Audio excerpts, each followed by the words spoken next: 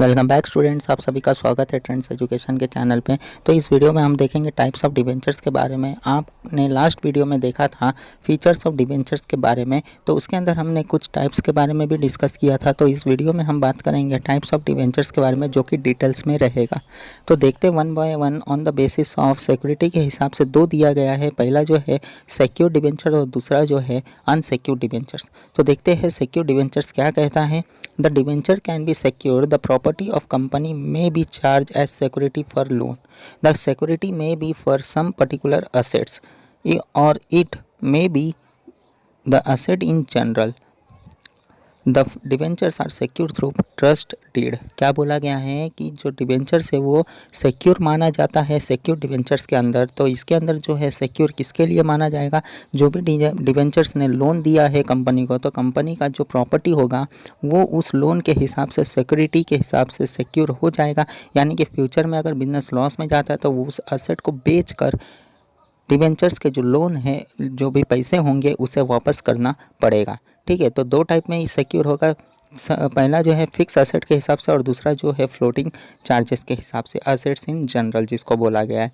ठीक है, और जब ये डीड बनता है, जब एग्रीमेंट बन जाएगा, जब ट्रस्ट डीड बनता है, उसी समय ये सिक्योर हो जाता है, जिसको बोला गया है सिक्योर डिबेंचर्स।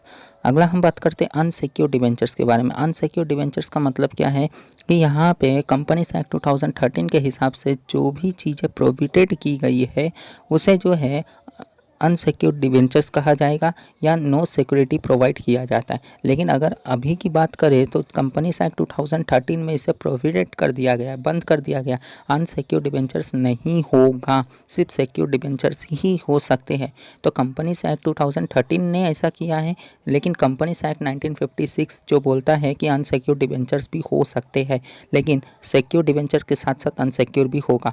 लेकिन कंपनीज एक्ट 2013 ने अनसिक्योर्ड डिबेंचर्स को ख़त्म कर दिया है। अगला हम बात करते हैं रजिस्टर्ड डिबेंचर। रजिस्टर्ड डिबेंचर्स क्या होते हैं देखते हैं। Registered debentures are those debentures on which the name of holder are recorded. A company maintain registered of debentures holder in the name of address, name and particular of holdings of debenture holder are entered. The transfer of registered debentures require the executions of regular transfer deed. तो क्या बोला गया है, registered debentures का मतलब वो debentures होता है जहाँ पे जिस डिबेंचर्स का नाम रिकॉर्ड किया जाता है। यहाँ पे रजिस्टर्ड डिबेंचर्स को भी मेंटेन किया जाता है, जिसके अंदर उसका नाम, एड्रेस और जो भी डिबेंचर्स ने होल्ड किया है, शेयर्स कितना होल्ड किया, वो सारी डिटेल्स होते हैं उसके अंदर। तो ये जो है जो पर्टिकुलर डिबेंचर्स है उसके साथ डीड बनता है, एग्रीमेंट बनता है, तब जाके ये काम होता है। अगला देखते हैं बियरर डिबेंचर्स। बियरर डिबेंचर्स क्या कहते हैं, name of holder are not recorded on the bearer debentures, their name do not appear on the registered of debentures, such debentures are transfer by merely delivery, payment of interest is made by means of coupons attached to debenture certificate. तो क्या बोला गया है, ने bearer debentures का मतलब होता है वो डिबेंचर जो कि अपने नाम रजिस्टर्ड ऑफ डिबेंचर्स में नहीं देते, और रजिस्टर्ड ऑफ डिबेंचर्स में उनका नाम रजिस्टर्ड नहीं होता है। और जनरली इनको जब पेमेंट किया जाता है, जो भी उनका इंटरेस्ट का पेमेंट होता है वो कूपन के साथ दी जाती है, जो कि डिबेंचर सर्टिफिकेट के साथ ही अटैच होता है। अगला देखते हैं रिडीमेबल डिवेंचर्स। अब रिडीमेबल डिवेंचर्स का मतलब क्या है, debentures are mostly redeemable, payable at the end of some fix period as mention on the debenture certificate. Repayment can be made at fix date at the end of specific period और by instalment during the life time of the company.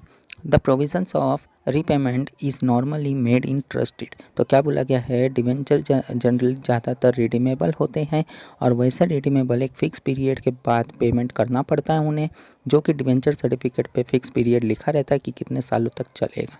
और ये जब repayment की जाती है वो हो सकता है एक ही बार पूरा पैसा दे दे, हो सकता है इंस्टॉलमेंट बेसिस पे दे जो कि लाइफ टाइम चलेगा, या तो फिक्स डेट में जो भी दिया गया है जितना भी पेमेंट करना है उतना दे दे। ये सब कहाँ लिखा रहेगा, जनरली ट्रस्ट डीड के ऊपर मेंशन रहता है। अगला देखते हैं irredeemable debentures. This kind of debentures are not repayable during lifetime of the company. They are repayable only after the liquidation of the company or when there is a breach of any conditions or when some contingency arises. तो क्या बोला गया, irredeemable debentures का मतलब है कि इनको जो है ऑन द स्पॉट या फिर फिक्स पीरियड के हिसाब से पेमेंट नहीं की जाती। अगर की जाती तो रिडीमेबल डिबेंचर्स कहलाता, इरिडीमेबल डिबेंचर्स नहीं कहलाता। तो इनका जो है पेमेंट कब होगा, जब भी बिज़नेस का लिक्विडेशंस होता है, यानी कि जब बिज़नेस बंद होगा उसी समय इनको पेमेंट की जाएगी। या फिर जो कॉन्ट्रैक्ट के बीच में जो है कंडीशंस बीच होता है, यानी कंडीशन जो है ब्रेक होता है, तब जाकर ये इरिडीमेबल डिबेंचर्स का अमाउंट कंपनी वापस करेगी।